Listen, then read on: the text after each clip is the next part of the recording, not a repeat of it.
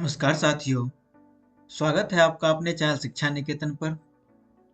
साथियों, कोशिका यानी सेल और ऊतक यानी टिश्यू का गहराई से पोस्टमार्टम करने के बाद इस क्लास में हम बायोलॉजी के सबसे कंफ्यूजिंग और सबसे ज्यादा नाम याद रखने वाले चैप्टर में प्रवेश कर रहे हैं। जीवों में विविधता यानी डाइवर्सिटी इन लिविंग ऑर्गेनिज्म। साथियों, दुनिया में करोड़ों तरह के जीव जंतु, पेड़ पौधे और कीड़े मकोड़े हैं। हम सबको कैसे पहचानेंगे? इसलिए वैज्ञानिकों ने इनका बंटवारा किया। तो आज के क्लास यानी क्लास नंबर 16 में हम उसी बंटवारे को समझेंगे और जानेंगे कि बैक्टीरिया, अमीबा और मशरूम को किस कैटेगरी में रखा गया है। तो चलिए हम लोग पढ़ना शुरू करते हैं जीवों में विविधता को। सबसे पहले सभी लोग स्लाइड नंबर 1 पर ध्यान दें। हमें वर्गीकरण या क्लासिफिकेशन की आवश्यकता क्यों पड़ी? पृथ्वी पर लाखों प्रकार के जीव पाए जाते हैं। उनके अध्ययन को आसान बनाने के लिए उन्हें समानताओं और असमानताओं के आधार पर अलग अलग समूहों में बांटना वर्गीकरण कहलाता है।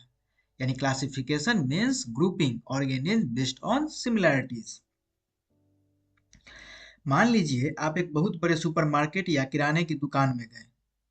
अगर वहां नहाने का साबुन, बिस्किट, दाल, चावल सब एक ही बोरी में मिक्स करके रख दिया जाए तो क्या आप अपनी जरूरत की चीजें ढूंढ पाएंगे?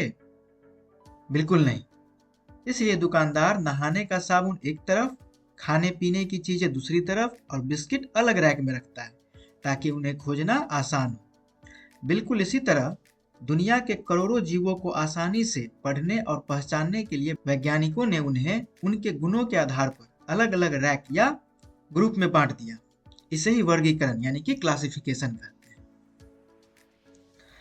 अब बीपीएससी का सबसे हिट सवाल सुनिए।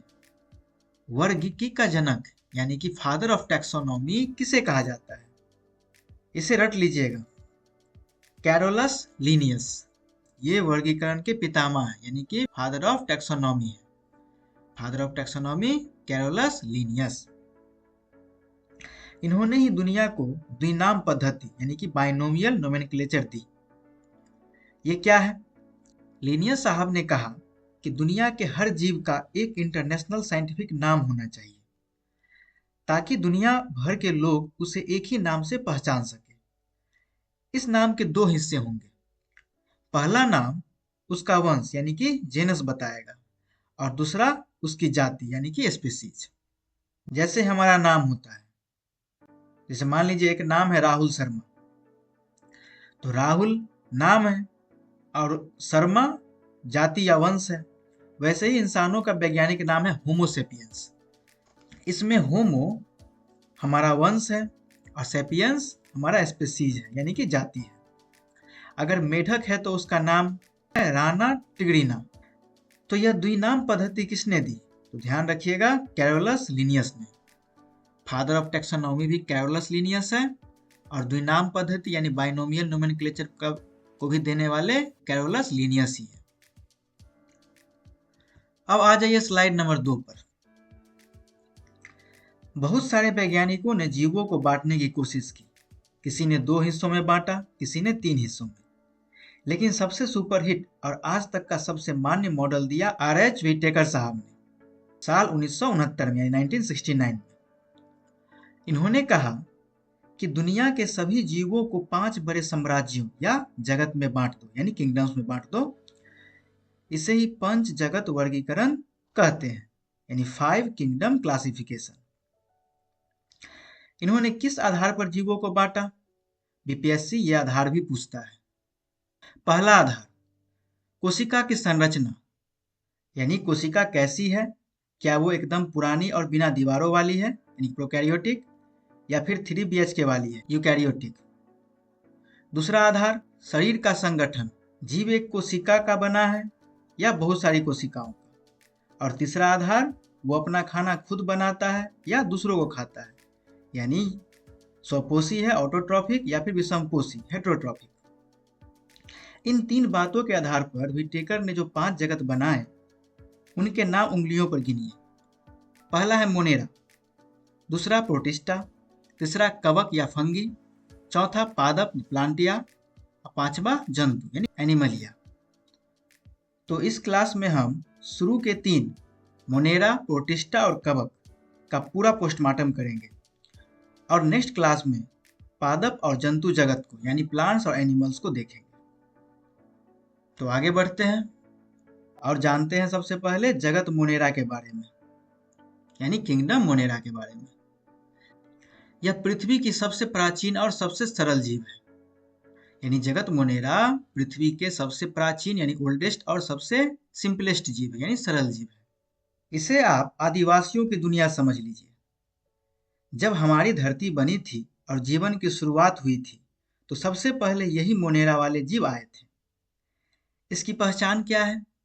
तो ये सभी प्रोकैरियोटिक होते हैं और सिर्फ एक कोशिका के बने होते हैं यानी कि यूनिसेलुलर होता है। यानी ये सभी के सभी कोशिका कैसा होता है? इसमें प्रोकैरियोटिक सेल होता है जिसमें कोई स्पष्ट केंद्रक नहीं होता और इसका शरीर एक कोशिकीय होता है यानी यूनिसेलुलर होता है और ये स्वपोषी होता है, ऑटोट्रॉफिक होता है। याद कीजिए मेरी कोशिका वाली क्लास प्रोकैरियोटिक मतलब 1R के मतलब बैचलर रूम, जहां न कोई स्पष्ट केंद्रक है और न ही कोई झिल्ली वाले अंग जैसे माइटोकॉन्ड्रिया। बस एक ही कमरे में सब कुछ पड़ा है।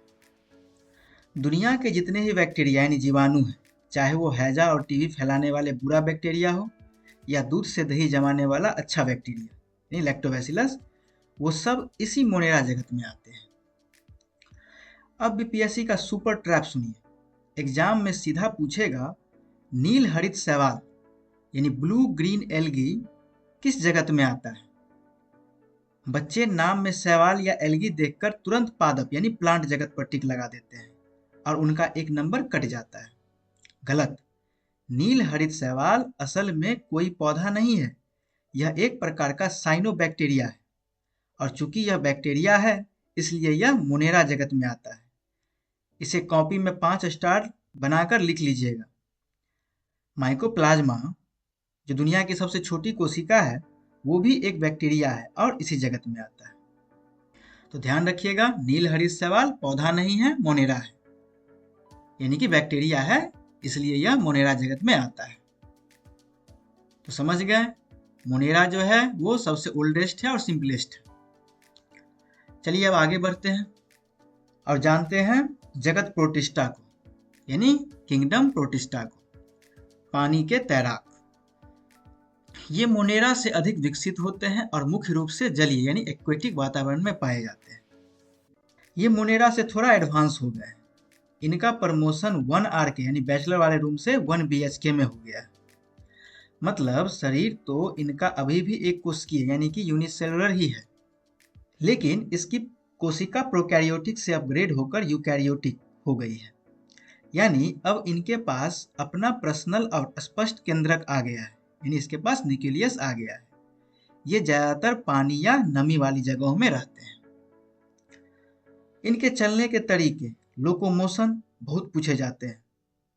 उदाहरण देखिए, पहला देखिए अमीबा। इसका कोई फिक्स आकार नहीं होता, ये जेली की तरह होता है। देख रहे हैं ना यहाँ पर फिगर, ये अमीबा ही है। यह चलने के लिए और अपना खाना पकड़ने के लिए अपने शरीर से ही नकली पैर निकाल लेता है, जिन्हें विज्ञान में कूटपाद यानी सीरोपोडिया या फॉल्स फीट कहते हैं। दूसरा है पैरामीशियम। इसका आकार चप्पल जैसा होता है। इसके शरीर पर छोटे छोटे रोए या बाल होते हैं जिन्हें सिलिया कहते हैं। ये इन्हीं बालों को नाव की पतवार की तरह चलाकर पानी में तेजी से तैरता है। तीसरा और सबसे वीआईपी उदाहरण यूग्लिना। इसे पादप और जंतु के बीच की योजक कड़ी यानी कि कनेक्टिंग लिंक कहा जाता है। क्यों? क्योंकि यह बहुत ही चालाक जीव है। इसके पास क्लोरोफिल होता है। जब सूरज की धूप निकलती है तो यह पौधों की तरह अपना खाना खुद बना लेता है यानी कि स्वपोषी बन जाता है। लेकिन जब अंधेरा हो जाता है तो यह जानवरों की तरह दूसरे छोटे जीवों का शिकार करने लगता है यानी विषमपोषी बन जाता है। पौधे और जानवर दोनों के गुण होने के कारण ही यह योजक कड़ी कहलाता है यानी कि कनेक्टिंग लिंक कहलाता है। तो ध्यान रखिएगा किंगडम प्रोटिस्टा जो है जगत प्रोटिस्टा वो यूनिसेलुलर है प्लस यूकैरियोटिक भी है। अब आगे बढ़ते हैं और जानते हैं जगत कवक को, यानी कि किंगडम फंगी को।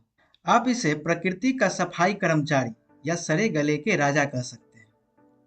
बारिश के दिनों में आपने पुरानी ब्रेड, अचार या रोटी पर सफेद हरे रंग की रुई जैसी फफूंद यानी फंगस लगी देखी होगी, वही कवक है। इसके लक्षण बहुत ध्यान से सुनिए। ये यूकैरियोटिक होते हैं और बहुकोशिकीय होते हैं, यानी मल्टीसेलुलर होते हैं। मतलब ये बहुत सारी कोशिकाओं से मिलकर बने हैं। लेकिन यहां भी एक अपवाद है, ईस्ट दुनिया का एकमात्र ऐसा कवक है जो एक कोशिकीय यानी कि यूनिसेलुलर होता है। दूसरा पॉइंट है पोषण। ये मृत जीवी यानी कि सैप्रोफाइटिक होते हैं। इनमें हरा रंग यानी कि क्लोरोफिल नहीं होता, इसलिए ये प्रकाश संश्लेषण नहीं कर सकते। जहां भी कोई चीज सड़ती है या मरती है, सड़ी लकड़ी, मृत जानवर, गोबर आदि, ये वहां उग जाते हैं और उसके शरीर को चूस चूस कर अपना पेट भरते हैं। तीसरा पॉइंट बीपीएससी का फेवरेट है, कोशिका भित्ति। इनकी कोशिका भित्ति यानी सेल वॉल किसकी बनी होती है? हम सब जानते हैं कि पौधों की भित्ति सेल्यूलोज की बनी होती है, लेकिन कवकों की कोशिका भित्ति काइटिन नाम के बहुत ही कठोर पदार्थ की बनी होती है। इसे एकदम रट ही लीजिएगा कि कवक का जो कोशिका भित्ति होता है वो काइटिन का बना होता है। पौधों के सेल्यूलोज से अलग होता है, या पौधों में जो होता है वो सेल्यूलोज का बना होता है, लेकिन कवक में काइटिन का बना होता है। उदाहरण देखिए, मशरूम। जो मशरूम आप सब्जी बनाकर बड़े चाव से खाते हैं वो कोई पौधा या सब्जी नहीं है, वो एक बड़ा सा कवक ही है, यानी फंगस ही है, यानी खाने वाला कवक है। ईस्ट, खमीर। ईस्ट का इस्तेमाल बेकरी में ब्रेड या भटूरे को फुलाने और शराब बनाने में होता है। और पेनिसिलियम वो फंगस है जिससे वैज्ञानिक अलेक्जेंडर फ्लेमिंग ने दुनिया की सबसे पहली एंटीबायोटिक दवा पेनिसिलिन बनाई थी। तो ध्यान रखिएगा, फंगी में नो क्लोरोफिल यानी हरित लवक नहीं होता है। न्यूट्रिशन जो है, पोषण जो सैप्रोफाइटिक है, यानी कि मृत जीवी है, सड़े गले चीजों से खाता है ये। और इसका जो सेल वॉल होता है, कोशिका भित्ति, वो काइटिन का बना होता है। अब आते हैं लाइकेन और माइकोराइजा पर। यह स्लाइड आपको परीक्षा में 1 नंबर 100% पक्का दिलाएगी। लाइकेन क्या है? यह कोई एक सिंगल जीव नहीं है, यह एक सहजीवी संबंध यानी सिम्बायोटिक रिलेशनशिप है। सहजीवी संबंध यानी सिम्बायोटिक रिलेशनशिप क्या होता है? जब दो अलग अलग जीव साथ रहते हैं और दोनों को लाभ होता है, वो सहजीवी संबंध कहलाता है, यानी सिम्बायोटिक रिलेशनशिप कहते हैं। Symbiosis equal to both organism benefit. यह एक पति पत्नी का एकदम आदर्श रिश्ता है। इसमें दो लोग एक साथ मिलकर रहते हैं, एक है कवक फंगी और दूसरा है शैवाल यानी एल्गी। दोनों के बीच एक डील होती है। शैवाल हरे रंग का होता है, वह कहता है कि देखो कवक भाई, मेरे पास क्लोरोफिल है, मैं किचन संभाल लूंगा और प्रकाश संश्लेषण करके हम दोनों के लिए खाना बनाऊंगा। कवक कहता है फंगी कि मेरे पास खाना बनाने का सामान तो नहीं है, लेकिन मैं मजबूत हूं और मेरी जड़ें बहुत गहरी है, तो मैं मिट्टी से पानी और खनिज सोख कर लाऊंगा और तुम्हें रहने के लिए घर दूंगा यानी आश्रय दूंगा। दोनों एक दूसरे की मदद करते हैं और खुशी खुशी साथ रहते हैं। इसी खूबसूरत रिश्ते को लाइकेन कहते हैं। अब बीपीएससी का सुपरहिट सवाल सुनिए।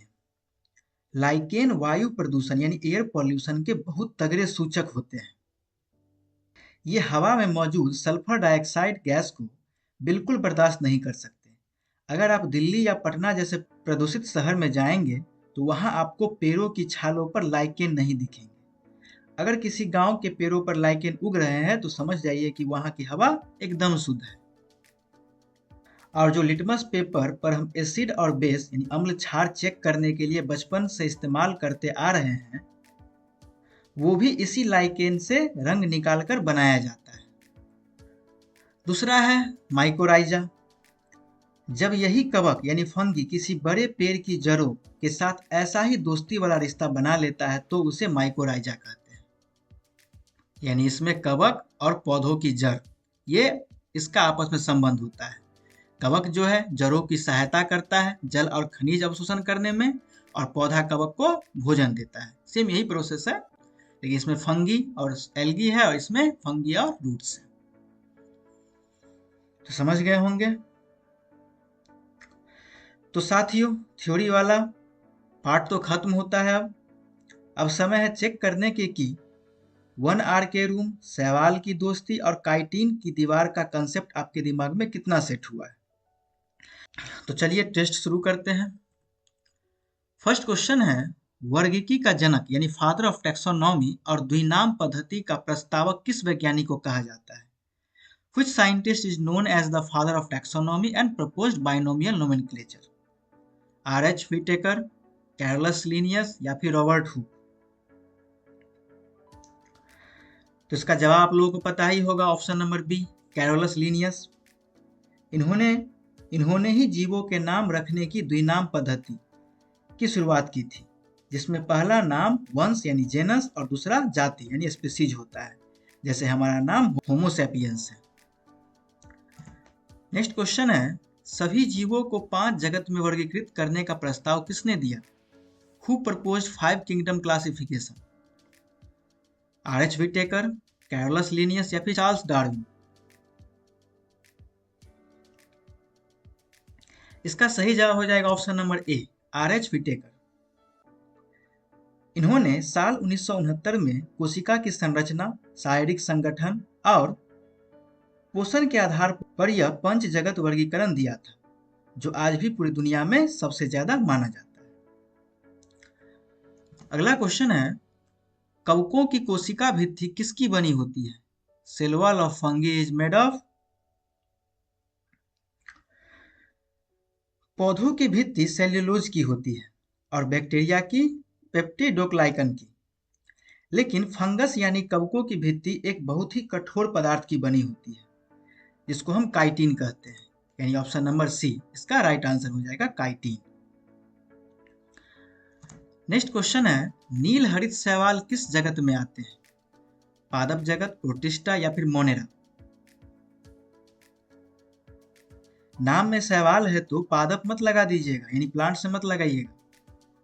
यह वास्तव में एक साइनोबैक्टीरिया है और दुनिया के सभी बैक्टीरिया सिर्फ और सिर्फ मोनेरा जगत में आते हैं,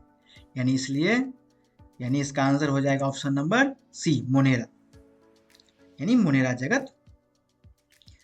अगला है, युगलीना किस जगत से संबंधित है? Euglena belongs to which kingdom?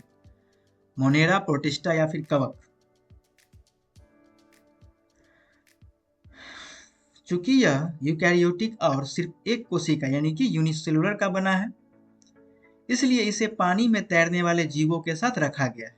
तो सही जवाब हो जाएगा ऑप्शन नंबर बी, प्रोटिस्टा, यानी इसे प्रोटिस्टा जगत में रखा गया है।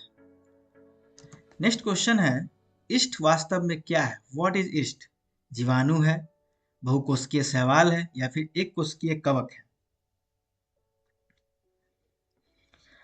सारे कवक बहुकोशिकीय होते हैं, यानी कि मल्टी सेलुलर होते हैं, लेकिन ईस्ट दुनिया का इकलौता ऐसा कवक है जो सिर्फ एक कोशिका का बना होता है।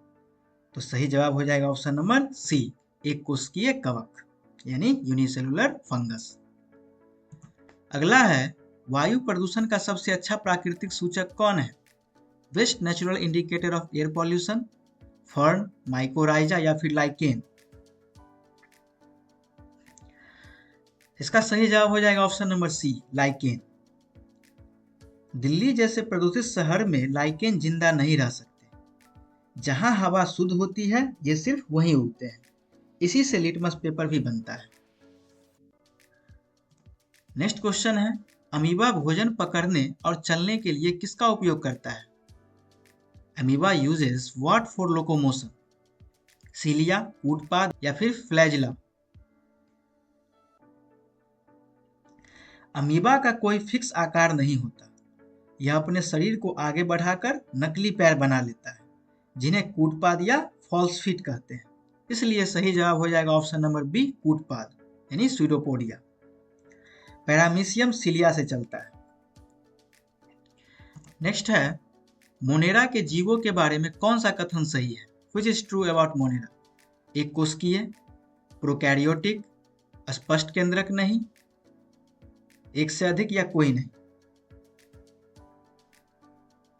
मोनेरा जगत सबसे प्राचीन है यानी सबसे पुराना है। ये एक कोशिकीय भी है, प्रोकैरियोटिक भी है, और इसी वजह से इनमें स्पष्ट केंद्रक नहीं होता, यानी तीनों बातें सही है। इसलिए सही जवाब हो जाएगा ऑप्शन नंबर डी, उपयुक्त में से एक से अधिक। नेक्स्ट क्वेश्चन है, लाइकेन किन दो जीवों के बीच संबंध है? लाइकेन इज सिम्बायोसिस बिटवीन कवक और शैवाल, जीवाणु और विषाणु, कवक और जड़े। इसका सही जवाब हो जाएगा ऑप्शन नंबर ए, कवक और शैवाल यानी फंगी एंड एल्गी का। शैवाल खाना बनाता है और कवक उसे पानी और घर देता है। कवक और पादप की जड़ों के रिश्ते को माइकोराइजा कहते हैं, जो ऑप्शन नंबर सी में है। लेकिन यह लाइकेन के बारे में पूछा, इसलिए इसका आंसर ऑप्शन नंबर ए है, कवक और शैवाल। तो साथियों, इसी के साथ हमारी क्लास नंबर 16 का यह जीवों में विविधता वाला कंफ्यूजिंग लेकिन सबसे मजेदार चैप्टर और हमारा 10 सवालों वाला महा टेस्ट पूरी तरह समाप्त होता है। आज हमने लीनियस के द्विनाम पद्धति यानी बाइनोमियल नोमेनक्लेचर, लाइकेन की दोस्ती और काइटिन की दीवार को अच्छे से समझा। आपने जो नोट्स तैयार किए होंगे या फिर स्क्रीनशॉट लिए होंगे, उसे रिवाइज करते रहिएगा। इस क्लास में हमने 5 में से 3 जगत यानी मोनेरा, प्रोटिस्टा और कवक पढ़ लिए हैं। अब बचे हैं सबसे बड़े 2 जगत। तो अगले क्लास यानी क्लास नंबर 17 में हम जीव विज्ञान के सबसे बड़े और महत्वपूर्ण सेक्शन में प्रवेश करेंगे, पादप जगत और जंतु जगत यानी प्लांटिया और एनिमिलिया। उसमें हम जानेंगे कि ब्रायोफाइटा को पौधे का उभयचर क्यों कहते हैं और हमारे शरीर रीढ़ की हड्डी वालों को किस फाइलम में रखा गया है। मिशन बीपीएससी टीआरई 4 के इस महाअभियान में अगर आपको मेरी इस देसी और फुल डिटेल वाली पढ़ाई से असली फायदा मिल रहा है तो इस वीडियो को अभी लाइक करें। टेस्ट में आपका 10 में से कितना स्कोर आया है ये कमेंट बॉक्स में जरूर बताएं और इसे अपने सभी दोस्तों और बीपीएससी वाले ग्रुप्स में शेयर करें। और अगर फेसबुक पे देख रहे हैं तो पेज को लाइक करें और फॉलो करें। मिलते हैं क्लास नंबर 17 में। तब तक अपना ख्याल रखें, पढ़ते रहिए और आगे बढ़ते रहिए। जय हिंद।